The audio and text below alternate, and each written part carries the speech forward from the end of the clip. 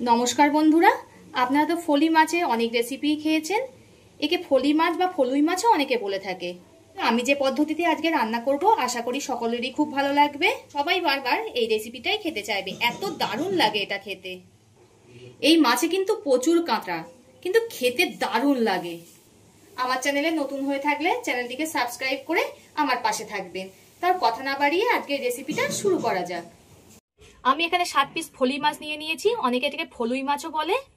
এতে দিয়ে দিলাম লবণ, হলুদ গুঁড়ো, ভালো করে মাখিয়ে নেব।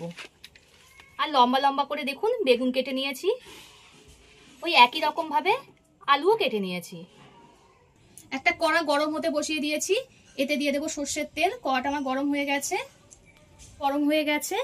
এবার নুন হলুদ মাখিয়ে রাখা মাছটা দিয়ে দেব ভাজার জন্য।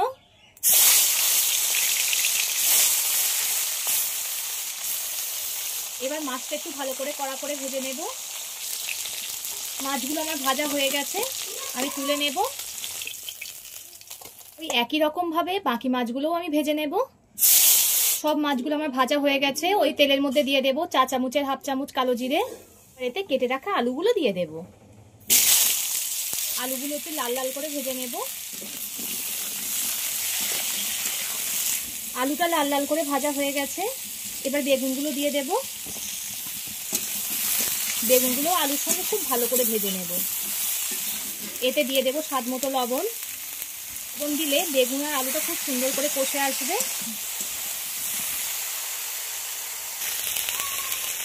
বেগুন আর আলু খুব সুন্দর করে কষে এসছে। এতে দিয়ে দেব একটা বড় সাইজের পেঁয়াজ কুচি আর একটা মাঝারি সাইজের টমেটো কুচি। এই সমস্ত কিছুকে আবারও ভালো করে ভেজে নিতে হবে। পেঁয়াজ টমেটো দিয়ে আলু বেগুন আমার খুব ভালো করে ভাজানো হয়ে গেছে। এবার এতে দিয়ে দেব হলুদ গুঁড়ো, কাশ্মীরি লঙ্কা গুঁড়ো, আবারও ভালো করে ভেজে নিতে হবে। সব কিছু খুব সুন্দর করে কষানো হয়ে গেছে। এবার এতে পরিমাণ মতো জল দিয়ে দেব।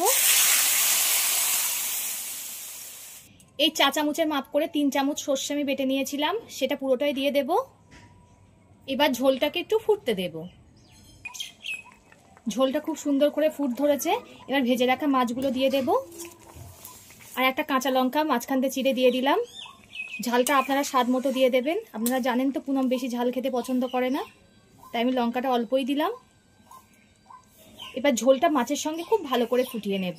ঝোলটা দেখুন খুব সুন্দর ঘন হয়ে এসছে। এবার আমি নামিয়ে নেব। আমার হয়ে গেছে। নামানোর আগে এতে দিয়ে দেব একটা কাঁচা পাকা লঙ্কা। ভিডিওটা ভালো লাগলে লাইক ও শেয়ার করে দেবেন এবং কমেন্ট করে জানাবেন আপনাদের মতামত। পরবর্তী ভিডিওতে আপনাদের সঙ্গে আবার দেখা হচ্ছে।